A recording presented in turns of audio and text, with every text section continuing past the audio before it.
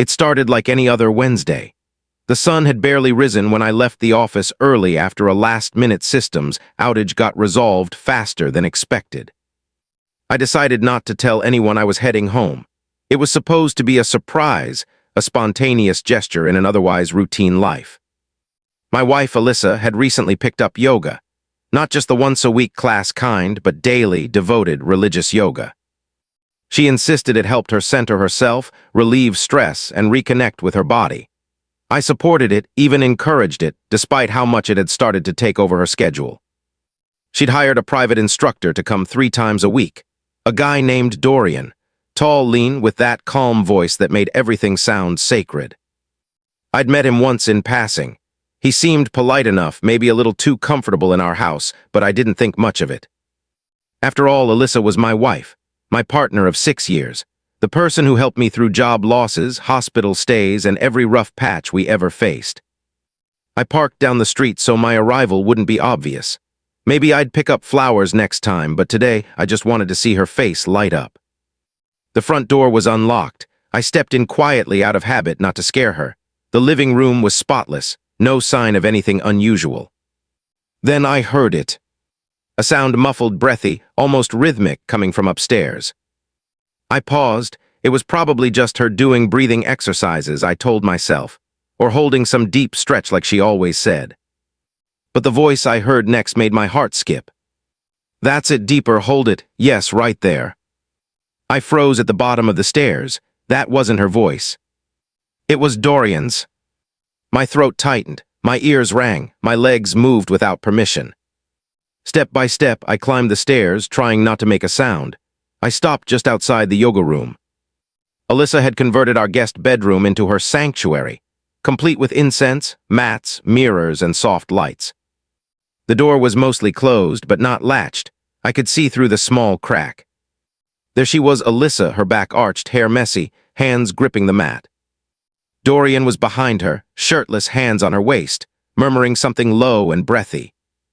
It wasn't yoga. It was betrayal. Hot, sweaty, unapologetic betrayal. I didn't burst in, I didn't yell. I just stood there absorbing the weight of what I was seeing. 2 people I trusted in the most intimate space of my home. I must have made a noise because Dorian suddenly looked up. His eyes met mine in the mirror. He froze. Alyssa followed his gaze and whipped around. Her face went white. For a second, no one moved, no one spoke. Then I turned around and walked away. Every step down the stairs felt heavier than the last. My chest was caving in, but my face didn't change. I didn't slam the door, I didn't throw anything. I walked out like I was made of ice. I got into my car and sat in silence. My hands were shaking, but I didn't cry. Not then, not yet. That would come later in private. I had imagined surprises, breakfast in bed, a hug, a smile, but never this. This was the kind of thing you see in dramas, not real life. Not your life. But there I was, starring in a scene I couldn't erase. The betrayal wasn't just physical, it was psychological. It was everything we'd built, crumbling in a whisper of deeper, hold it, right there. The image seared into my brain like a brand. I could still hear their voices. Still see the sweat, still feel the cold weight of silence between us. I didn't know what I was going to do next. I just knew I couldn't go back. Not yet, maybe not ever. The house we built together now felt like a crime scene. The yoga mat, the candles, even the calming music, all of it felt tainted. I had left work early to surprise her, and I had been surprised. Just not in the way I'd hoped. The irony cut deeper than the betrayal. The timing made it worse. It wasn't just infidelity, it was the ease of it, the comfort they had with each other. Like this had happened before. Like this wasn't the first time. My hands gripped the steering wheel. I breathed in and out. 1 second at a time. My phone buzzed. It was Alyssa. I didn't pick up. I couldn't, I wouldn't. Not now. I drove for hours, not really knowing where I was going. Just streets, turns, gas stations, and the quiet hum of betrayal in the background. My thoughts were spiraling, but I didn't want to stop them. I wanted to feel everything, all the pain, rage, disbelief, because that meant it was real. I stopped at a beachside parking lot just as the sun began to dip below the horizon. I watched the waves crash without really seeing them. The phone buzzed again. Alyssa, her name on the screen made my chest tighten. I still didn't answer. I needed time, I needed distance, I needed air. By the time I returned home, it was well past midnight. The house was dark, but I knew she was awake. I stepped inside and locked the door behind me. The silence was thick, suffocating. She was sitting at the bottom of the stairs, wrapped in a blanket. Her eyes were red. "We need to talk," she said. I didn't reply. I just stood there, staring at the woman I thought I knew. "Please," she whispered, "it's not what it looked like." I laughed, a hollow, bitter sound I barely recognized as mine. "You're going to tell me it was a yoga pose?" I asked, voice sharp. Her face crumbled. "No, but it's complicated." "Oh, I bet it is." She stood slowly. "It wasn't supposed to happen. I didn't mean for it to." I felt the sting of her words like glass under the skin. But it did, and not just once, right? She didn't answer. Her silence confirmed everything I already suspected. "How long?" I asked. 2 months, maybe a little more." I turned away. Every second was another punch to the gut. "I felt lost," she said. "You were always working. We hardly talked anymore." "So you found clarity in his bed?" I shot back. "I didn't mean to fall for him," she whispered.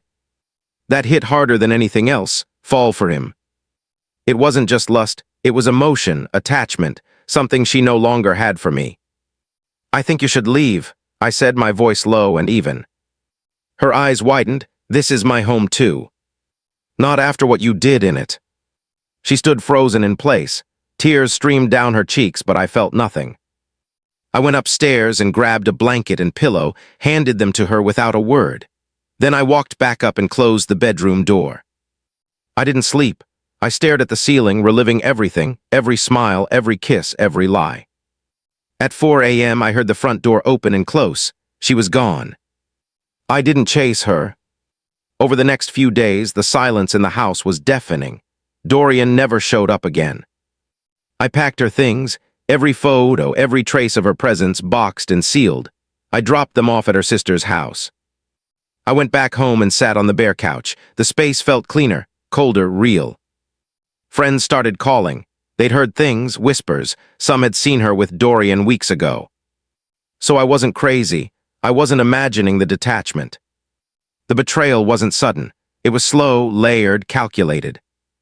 And I had missed it. I'd been too trusting, too focused on being the provider, the rock. But I had forgotten to watch my own foundation. I wasn't angry anymore, just hollow. But in that emptiness, something began to grow. Resolve. I would rebuild, I would recover, but not for her, for me. The person I had been before this, quiet, blind, naive, he was gone. In his place stood someone harder, wiser, and less willing to ignore red flags. Alyssa kept calling for a few days, then she stopped. I blocked her number. I didn't want apologies, I wanted peace. And slowly, painfully, I started to find it. Not in forgiveness, not in forgetting, but in surviving. Each morning I woke up and reminded myself I was still standing, still breathing, still capable of moving forward. The house was quieter now, but not in a sad way. It was the quiet of possibility. I cleaned out the yoga room. Every mat, every scented candle, every symbol of deceit gone. I repainted the walls a cool steel blue. Something about the color made me feel grounded, stable. I donated some of the furniture, bought a new desk, turned the room into a workspace. Then I opened my laptop and stared at a blank screen. I had no idea what I was going to build, but I knew I needed to create something. Something that was mine.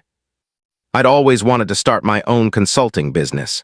Years of experience, ideas, and leadership, just waiting for the right moment. This was the moment. Heartbreak had cracked me open. Now I had room to grow. The days blurred together as I mapped out plans, built a brand, registered an LLC. The motions gave me structure, and the structure gave me sanity. I wasn't doing it to prove her wrong. I was doing it to remember who I was before I let someone else define me. I reached out to old colleagues, former clients. The response was warmer than I expected. Apparently, while I had been fading into the background of my own marriage, others still saw my value. And they were eager to work with me. Contracts came slowly at first, then more steadily. I was exhausted, but it was the kind of exhaustion that filled rather than drained. At night, I would sit on the porch with a glass of whiskey, letting the silence wrap around me. Sometimes I thought of Alyssa, not out of longing but out of curiosity. What did she think now? What version of me did she remember? Did she imagine I'd be broken forever? Did she even care? I didn't dwell long. My life was becoming too full to make space for ghosts. One evening I received a message from an unknown number. No name, just, "I saw your website, I'm proud of you." I deleted it.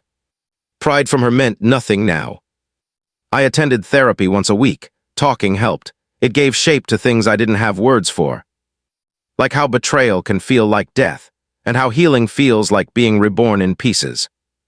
I journaled every night, wrote down what I learned, what I feared, what I hoped. And slowly, I started to see myself on the page again. Not the husband, not the victim, just me. I joined a running club, started cooking again.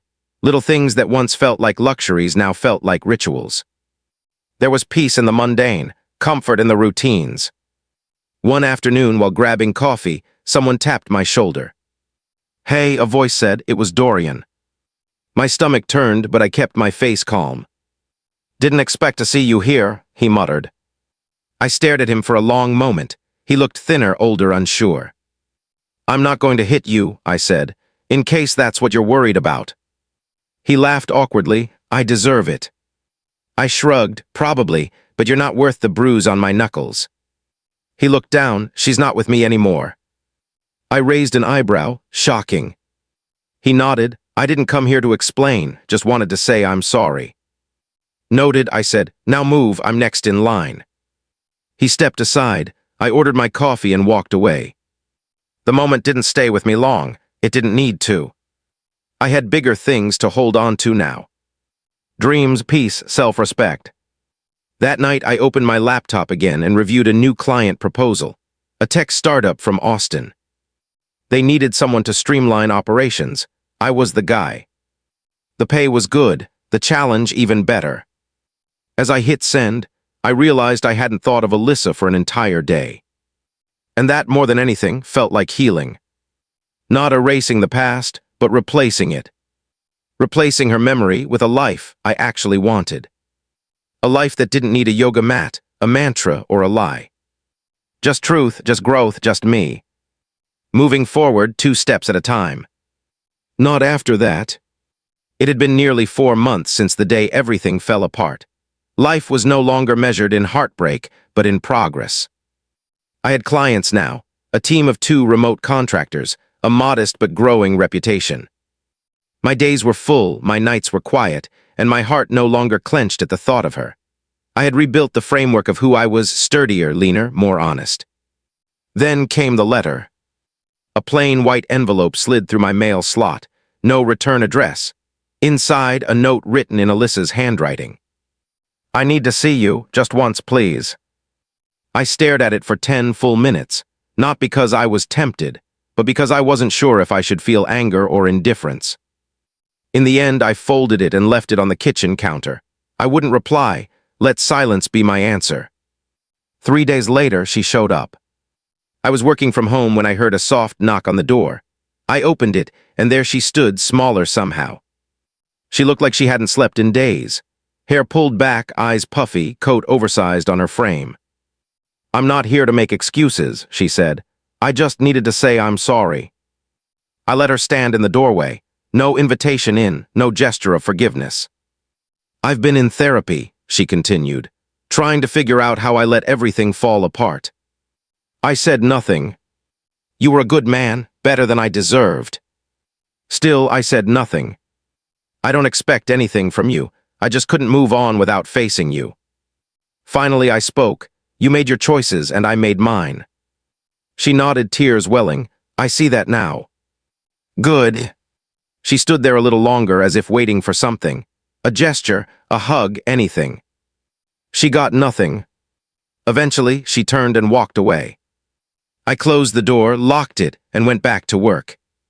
My fingers trembled slightly at the keyboard, not because of her, because I knew I had passed a test. A test of will, a test of healing. The past no longer had power over me.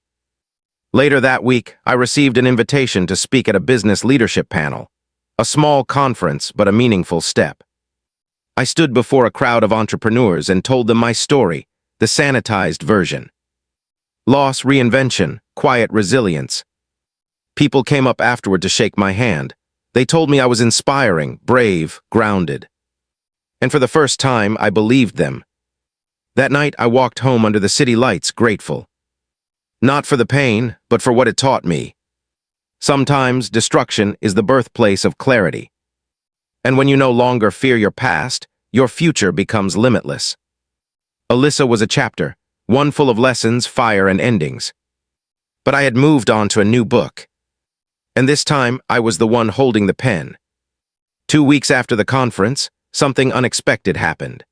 A major tech blog wrote an article featuring my startup as one of the most promising consultancy firms of the year. They highlighted our unique workflow models and ability to scale small businesses fast. I was quoted throughout the piece, and my inbox flooded with messages overnight. New clients, speaking invitations, even a few investors. It was surreal. For years, I had been invisible, a background character in my own marriage. Now I was the story. I didn't chase the attention, but I didn't hide from it either. I showed up, spoke clearly, owned my experience. And it felt damn good. A week later, I was invited to a formal gala for young business leaders. Suits, champagne, string quartets, the kind of thing I used to think was for other people. I rented a tux, polished my shoes, and walked in with confidence I didn't know I had. The venue shimmered with soft gold lights. Everyone seemed to know my name. I spent the night in conversations about innovation, leadership, and second chances. I smiled more than I had in years. Then, in the middle of it all, I saw her. Alyssa, standing near the bar, wearing a red dress that once would have taken my breath away. She looked surprised, stunned even, our eyes met for only a second. She didn't come over, neither did I. But I could see it written all over her face, the realization. The man she left behind was not the man standing here now. I turned back to my conversation, laughed at a joke, accepted a business card. She had become a shadow in a room where I was now the light. Later that night, as I exited the building, I saw her waiting near the valet. "You look different," she said softly.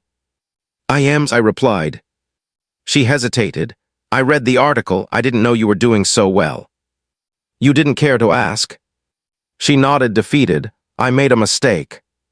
I studied her face for a moment, the same eyes, the same lips, but none of the power they once held over me. "We all do," I said, "but we live with them." She looked like she wanted to say more, maybe ask for another chance. But I stepped into my car before she could. The door shut, the engine hummed, the past stayed on the curb. That night, I poured myself a drink and stood by the window. Not out of sadness, but out of clarity. I wasn't angry anymore, I was free. Free from needing closure, free from trying to make someone understand my worth. The world had seen it, more importantly I had. And no apology, no memory, no red dress could take that away. I was no longer the man who came home early and heard betrayal echoing down the hall. I was the man who walked out, built a life, and never looked back. And she would carry that silence longer than I ever carried the pain. Months passed and the seasons turned. What once felt like ruins now looked like a foundation. I leased a larger office space downtown, hired my first 2 full-time employees, both talented, driven, and fresh out of undergrad. We worked late, celebrated milestones, and built something I was proud of. The company was no longer just mine, it had become a mission. People asked me often about the origin story. I always told them it started with silence. Silence that broke me, then rebuilt me. One afternoon, I stood in front of a room full of graduating business students. I had been invited as a guest speaker. I looked out over their eager faces and told them the truth. Sometimes, life falls apart not to punish you, but to push you. They leaned in. I told them about betrayal, about resilience, about waking up when you think you can't. The best revenge isn't proving them wrong, I said. It's proving yourself right. The applause was quiet at first, then filled the room. I walked off the stage lighter than I'd felt in years. That night I went home to an apartment that felt like peace. No ghosts, no echoes. I cooked dinner for myself, played some old records, and danced a little while setting the table. I wasn't lonely. I was alone. There's a difference. Alone is where you rediscover your voice, where you stop living to be chosen and start choosing. My phone buzzed with a message from a new match on a dating app. I smiled, replied, and left it at that. No rush, no desperation, just openness. A week later, I visited my parents for the weekend. My father pulled me aside and said, "You look alive again." I did, I felt it. I took long walks, slept deeply, read books without distraction. I started volunteering once a month at a mentorship program for young entrepreneurs, the kind of guys who reminded me of myself before the fire. Each story I heard confirmed what I now believed deep in my bones. Pain is the rawest form of power if you survive it. And I had. One morning, I received an envelope from a local magazine. They were honoring me as one of the top 10 most resilient business leaders of the year. I laughed not out of arrogance, out of disbelief. That title used to sound like something meant for other people. Now it had my name on it. As I stood in front of the mirror in my new suit, holding that framed certificate, I saw someone I respected.